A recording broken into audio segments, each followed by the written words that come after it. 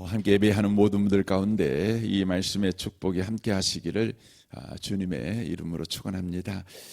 우리는 이 민수기 13장과 14장 말씀을 자주 들어서 잘 알고 있는 내용입니다. 우리가 지금 갈라디아서 말씀을 통해서 성도에게는 두 부류의 성도가 있다, 이 부분을 우리가 지금 나누고 있습니다. 먼저 신령한 자들이 있고 육신에 속한 자가 있다고 하는 것이죠. 신령한 자는 성령을 따라 사는 자를 의미하고 있고, 육신에 속한 자는 사람을 따라 사는 자, 사람의 본성을 따라 사는 자다, 이렇게 말씀을 드릴 수가 있습니다. 육신에 속한 자라고 해서 그리스도인이 아닌 것은 아닙니다. 성경은 이 사람들을 그리스도 안에서 어린 아이들이라고 이렇게 표현하고 있습니다. 그러므로 분명히 이들은 구원받은 사람입니다. 하나님의 백성이며 하나님의 자녀입니다. 그럼에도 불구하고 어린 아이의 삶을 바로 살아가고 있다고 하는 것이죠. 우리 그리스도인들은 이제 구원받은 자로서 구원받은 자답게 하나님의 백성이 되었으니 하나님의 백성답게, 하나님의 자녀가 되었으니 하나님의 자녀답게 그렇게 성숙하게 인생을 살아내는 자로 자라가야 되는 것이죠. 우리가 어린 아이의 시절이 분명히 있습니다. 어린 아이의 시절이 없이 곧바로 성인 된 사람은 없지요. 누구나 다 유치원 시절이 있고 또 초등학교 시절이 있지요. 또 중고등부 또 시절이 있지요. 또 이렇게 청년 시절이 있는 것이죠. 그리고 나서 이렇게 장성해지는 것 아니겠습니까? 우리가 그리스도인이 되었다고 해서 곧바로 우리가 신령한 자가 되는 것은 아닙니다. 우리가 곧바로 장성한 믿음을 갖고 있는 사람이 되는 것은 아닙니다. 어린아이의 과정이 필요합니다.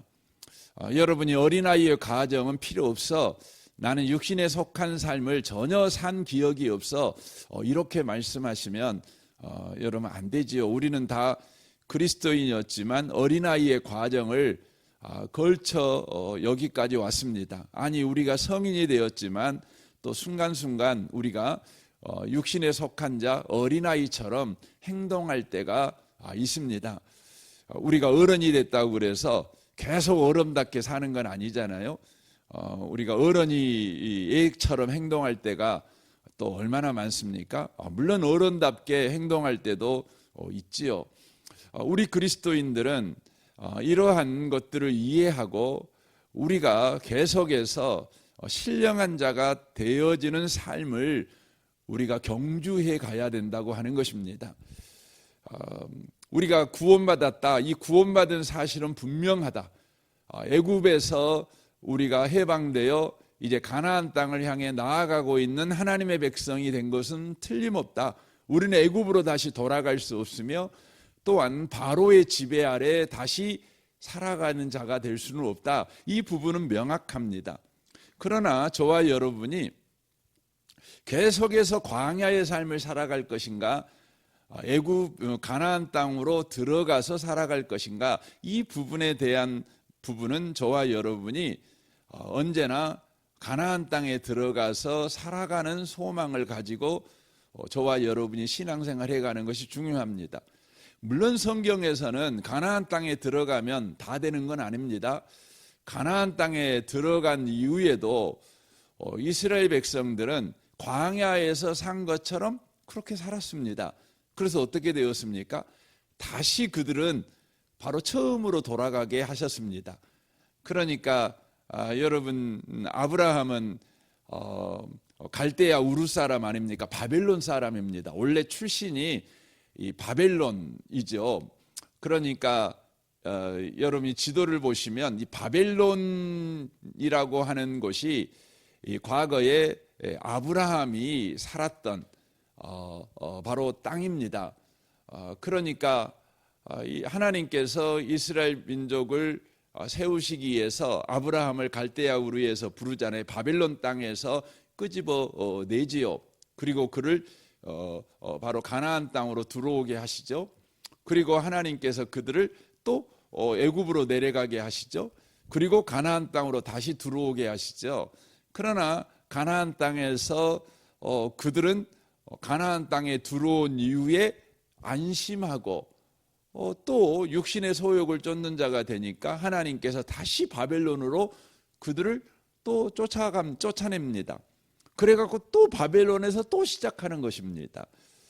그래서 저와 여러분이 이 신령한 자가 되는 것, 육신에 속한 자가 되는 부분은 저와 여러분이 항상 깨어 있어야 될 부분이라는 것을 우리가 놓치시면 안 돼요.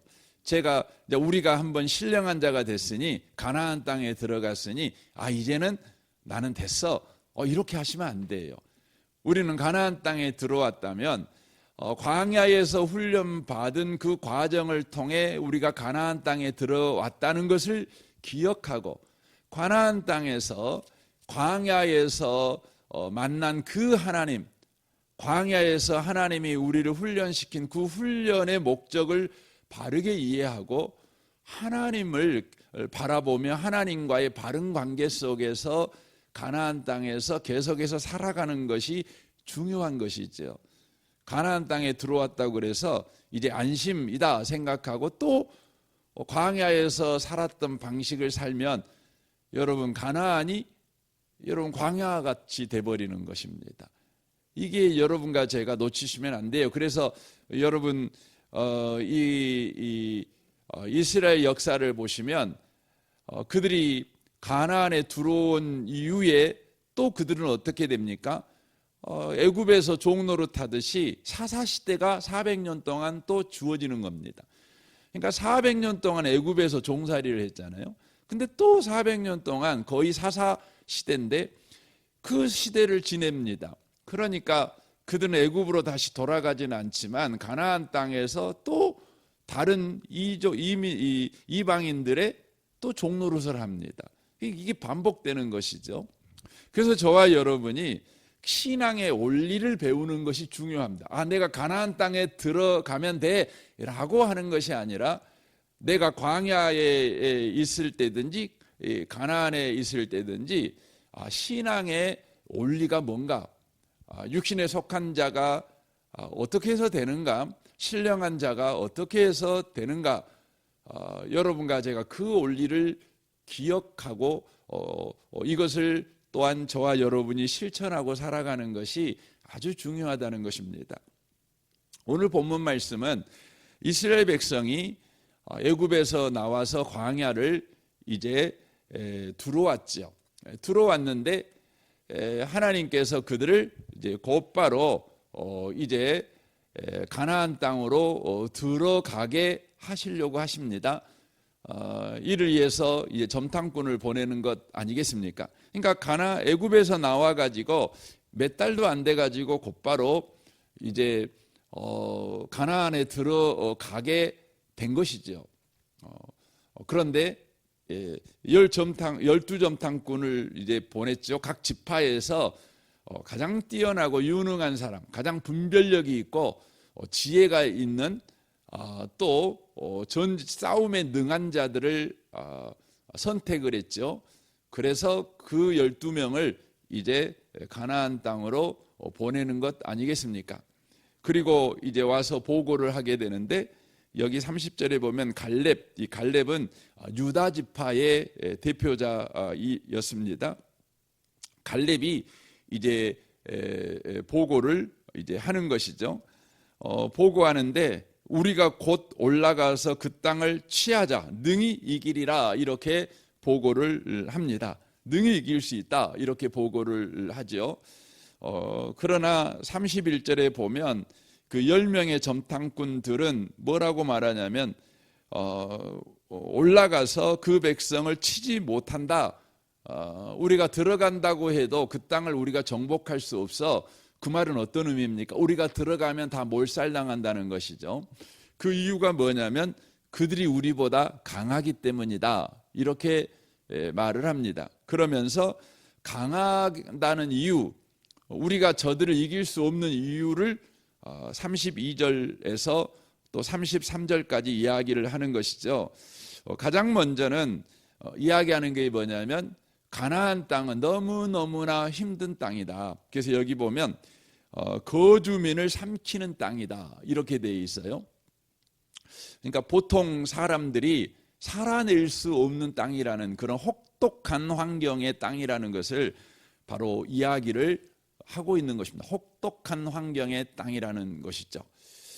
우리나라가 그렇지 않습니까? 여러분, 우리나라가 금수강산, 살기 좋은 땅이라고 하지만 전 세계에서 우리나라가 정말 혹독하게 어려운 땅이랍니다. 당장 기온차가 여러분 뭐 시베리아도 굉장히 춥잖아요. 그렇지만 추운 게 계속되니까 사람은 적응이 가능하잖아요. 적응이. 그러니까 춥고 덥고가 살기 쉽고 어렵고를 결정하는 것이 아니라 기온차. 그러니까 1년 동안 그냥 최고로 추울 때가 몇 도고 최고로 더울 때가 몇 도냐, 그 차이가 굉장히 중요하다 합니다. 근데 우리나라는 뭐 아주 추울 때는요, 뭐 20도, 뭐 30도도 갈 때도 있답니다. 근데 아주 더울 때는 뭐 35도 갈 때도 있잖아요. 그러니까 기온차가 자그마치 몇 도예요? 60도가 나는 겁니다. 60도가. 여러분, 이게 못 견뎌내는 겁니다. 쉽지 않습니다. 그리고 우리나라는 산악지가 70%잖아요. 그래서 농사를 지을 땅이 정말 부족합니다.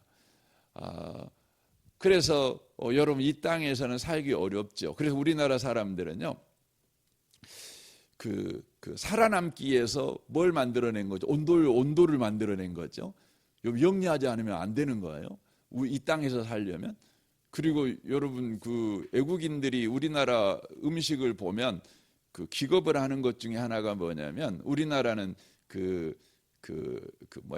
나물을 굉장히 많이 먹잖아요. 나물을 뭡니까? 고사리 나물 막 이런 거 먹잖아요. 여러분, 이것들은 다 독초입니다. 그래서 외국인들이 이걸 먹지 않습니다. 이거 먹으면 사람이 죽으니까요. 근데 우리나라 사람들이 이거 다 먹습니다. 왜요? 이거 안 먹으면 죽으니까. 먹을 것이 없으니까. 그래서 모든 나물, 봄나물은 다, 여러분, 그 나물들은 다 독초인데 이걸 먹어요.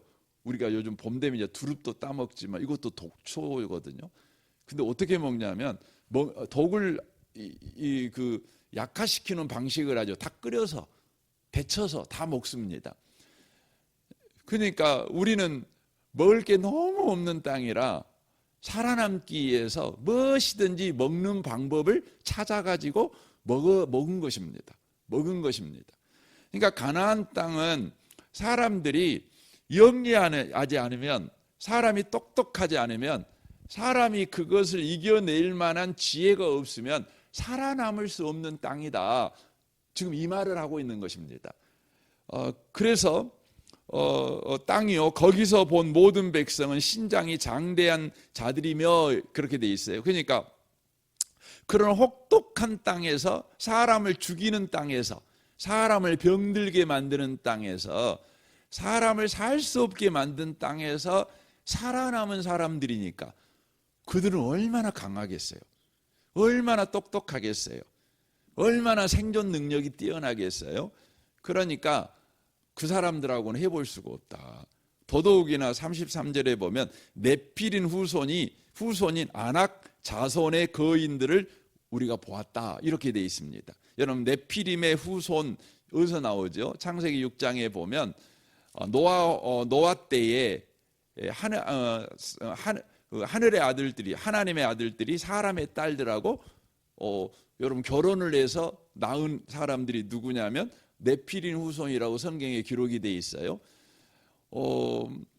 그러니까 이 사람들을 뭐라고 하면 영웅들이었다는 거죠. 당시에 영웅 소리를 들었던 사람, 전쟁에 아주 능한 사람들, 아주 강한 아낙 자손이었다는 것이죠.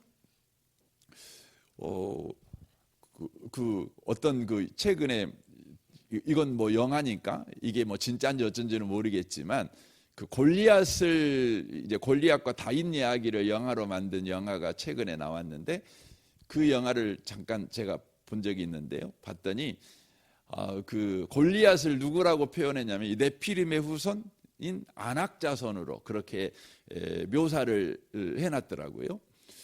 어쨌든 바로 그 열점탕꾼이 바로 이 거인 족속을 본 거지요. 그러니까 사람을 죽이는 땅에서 살아남은 그런 강한 자들인 까닭에 우리는 그 땅에 들어가면 죽는다, 이렇게 그들이 이야기를 한 것입니다. 그리고 나서 또 한 가지가 뭐죠? 우리는 스스로 보기에도 메뚜기 같다. 그러니까 그들과 비교했을 때 우리는 메뚜기 같다, 이렇게 말을 하고 있다고 하는 것이죠. 그러니까 이 열점탕꾼의 보고는 굉장히 논리적입니다. 굉장히 합리적인 이야기를 하고 있는 것입니다. 이들이 거짓말을 하고 있는 것이 아니에요. 정확하게 자기 눈에 보인 현실을 지금 보고하고 있는 것입니다. 그리고 그 현실에 빗대어 자신들의 한계를 지금 이야기하고 있는 것입니다. 여러분, 현대인에게 필요한 지혜가 뭐라고 세상은 가르칩니까? 그것은 보이는 현실을 바르게 분별하고 나의 한계를 이해하는 거예요. 이게 현대인들에게 요구되어지는 여러분 능력입니다. 지혜입니다. 그러니까 지금 이 열점탕꾼들이 보고하는 내용을 들어보면 여러분, 세상이 요구하는 그런 지혜를 갖고 있는 사람이에요. 서울대학교에서 가르치는 내용, 하버드 대학교에서 가르치는 여러분 내용인 거예요. 리더자는 이래야 된다는 거예요. 그러니까 이 열점탕꾼들은 바보가 아닙니다. 탁월한 사람들입니다. 각 열지파에서 뽑고 뽑은 사람들이에요. 그러니까 이들이 이 본 가나안 땅의 보고는 정말 탁월한 보고입니다. 이런 보고를 우리가 함부로 무시할 수는 없지요. 무시할 수는 없지요. 보이는 현실을 정확하게 분별하고, 그리고 거기에 잇대어 우리의 한계를 이해해서 우리가 어떤 행동을 취할 것인가, 이런 판단을 갖는 것은 아주 중요한 것입니다. 이런 생각을 가졌던 열점탕꾼들의 이 보고에 모든 사람들이 바로 동조하게 됩니다. 그래서 14절에 보면 온 회중이 소리 높여 부르짖으며 백성이 밤새도록 통곡하였다라고 말하고 있습니다. 밤새도록 통곡했습니다. 그러니까 이 열점탕꾼의 보고에 모두 다 바로 반응한 거죠. 동조했다는 것이죠. 사람은 동조하려고 하는 심리가 있잖아요. 더 많은 사람이 거기에 반응하면 우리도 거기에 따라가는 것이죠. 그러니까 더 많은 사람이 옳다 그러면 옳다, 옳은 일이다 라는 의식이 우리의 본성입니다. 이게 동조 심리라고 그렇게 심리학적으로는 이야기를 하지요. 이들은 결국적으로 사람이 말하는 그 말을 쫓아간 것이죠. 이게 뭡니까? 이게 바로 육신에 속한 사람이에요. 여러분, 육신에 속한 사람들이 바볼까요? 아니에요. 여러분, 육신에 속한 사람들은요, 바로 보이는 현실과 자신의 한계를 알고 행동하는 사람이에요. 알고 행동하는 사람이에요. 그래서 여러분, 우리가 세상에서 보면 야, 저 사람 정말 대단해, 그런 사람들하고 이야기를 해보잖아요. 이야기해보면 굉장히 육신에 속한 사람이에요. 육신적인 사람이에요. 육신적인 사람입니다.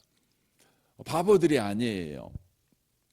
그런데 성경은 이런 사람들이 어떤 인생을 살게 되느냐를 이야기하면 궁극적으로는 이들은 바로 광야 40년을 헤매는 인생을 살게 된 거예요. 하나님의 약속에 참여하지 못해요. 그러니까 약속의 변두리를 헤매고 다녀요. 그러니까 수박이라고 하는 것은 우리가 보통 수박 그러면 수박 안에 그 알맹이하고 수박 껍질 이렇게 돼 있잖아요. 수박 껍질이 수박이 아닌 건 아니에요.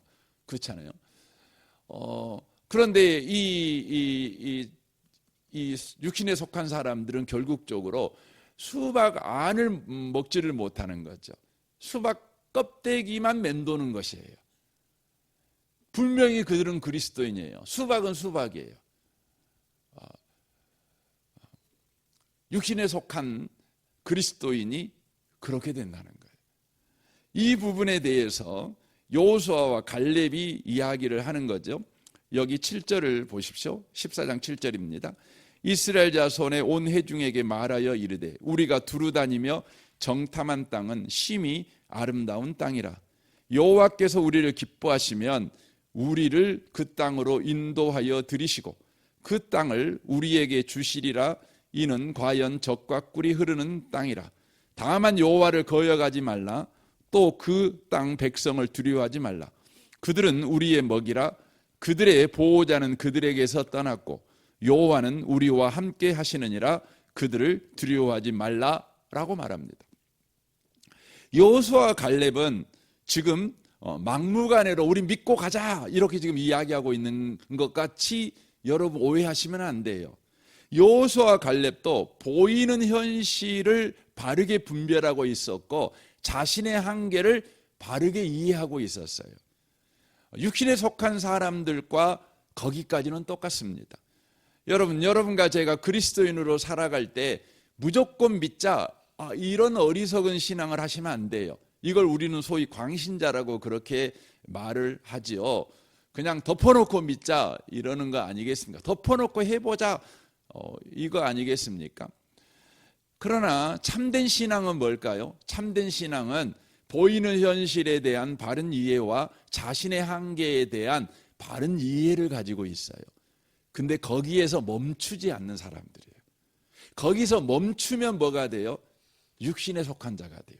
거기서 더 나아가요. 어디까지 나아가요? 하나님께 나아가요. 하나님께 나아가는 거죠. 여러분 멈추지 마십시오. 하나님까지 나아가십시오. 여호수아와 갈렙은 지금 뭐 하고 있는 거죠? 하나님이 우리를 애굽에서 끄집어낼 때에 약속하신 그 약속을 지키시는 신실하신 하나님이시다. 그러므로 하나님께서 우리를 기뻐하시면, 하나님께서 우리와 함께 하신다면 우리는 저 가나안을 정복할 수 있다 이야기하는 것입니다. 그런데 내가 그 가나안 땅에 가봤더니 알게 된 것이 있다. 그게 뭐냐면 저들에게는 하나님이 함께하고 있지 않고 우리에게는 하나님이 함께하고 있다. 저들이 살고 있는 삶의 모습을 보니까 저들은 우상 숭배자들이다. 저들은 자신들의 욕망으로 살아가고 있는 사람들이다. 하나님이 없는 사람들이다. 그러나 우리는 하나님이 함께하는 사람들이다. 거기까지 간 것입니다. 사랑하는 성도 여러분, 저는 여러분들이 우리가 육신을 가지고 있으니까 저와 여러분이 육신을 무시하면 안 돼요. 보이는 현실을 여러분 종이에 갖다 놓고 정확하게 분별하십시오. 그리고 여러분의 한계도 종이에 갖다 놓고 보이는 현실과 보이는 문제와 여러분의 능력을 비교해 보셔가지고 아이고 이건 내 힘으로 안 되겠네 뭐 그런 거 분별하십시오. 그러나 포기하지 마십시오. 왜요? 더 나가니까 우리는 하나님을 우리 생각하니까 하나님이 함께 해주니까 라는 믿음 말고요, 하나님이 우리에게 약속하셨으니까, 그리고 그 약속하신 하나님은 신실하게 그 약속을 지키시는 하나님이시니까, 그런데 그 하나님이 지금 나와 함께하고 계시니까 거기까지 가시는 것입니다. 여러분 믿음은 뭘까요? 믿음은 그냥 해봅시다 이게 아니에요. 주장하는 것이 아니에요. 우리의 열심을 주장하고 우리가 하면 할 수 있지 뭐 이걸 주장하는 게 믿음이 아니에요. 믿음은 뭐예요? 하나님을 주장하는 거예요. 이게 믿음입니다. 저는 오늘 하루를 살아갈 때요, 그리스도인답게요, 여러분이 그 보고 있는 현실에 대한 이해와 여러분 자신의 한계에 대한 바른 이해에서 멈추지 마십시오. 반드시 그 과정 거치십시오. 그러나 거기서 더 가십시오. 하나님께 가십시오. 하나님을 붙드십시오. 하나님이 나에게 지금 어떻게 하고 있는가로 여러분과 제가 가십시오. 나가셔야 합니다. 그래서 성경은 뭐라고 우리 히브리서 11장에서 뭐라고 말합니까? 우리 그리스도인들은요 거기에 멈추는 사람들이 아니에요. 그래서 히브리서 11장 보면 이렇게 말씀을 하고 있죠. 이 말씀하고 마치겠습니다. 죄송해요. 히브리서 10장입니다.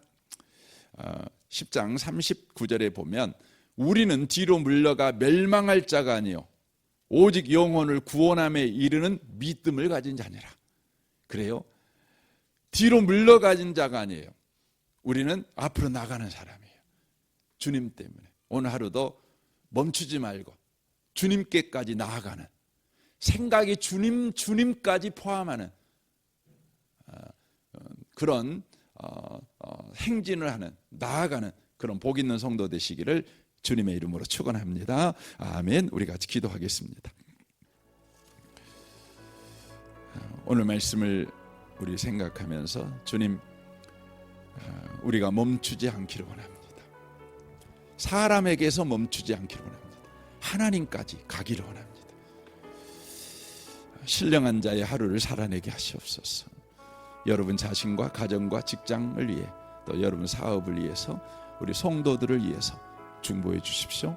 우리 아동부 김지웅 목사님과 교사 순장들을 위해서, 우리 승참마을 장로님과 순장 순원들을 위해서, 우리 전반기 양육가정과 우리 필리핀 단기 선교를 위해서, 오늘 수요일입니다. 오늘 수요 예배를 위해서, 이 나라 이 민족과 북한과 열방을 위해서 여러분 기도하시면 좋겠습니다. 우리 좋으신 주님께 통성으로 구하겠습니다. 기도하겠습니다.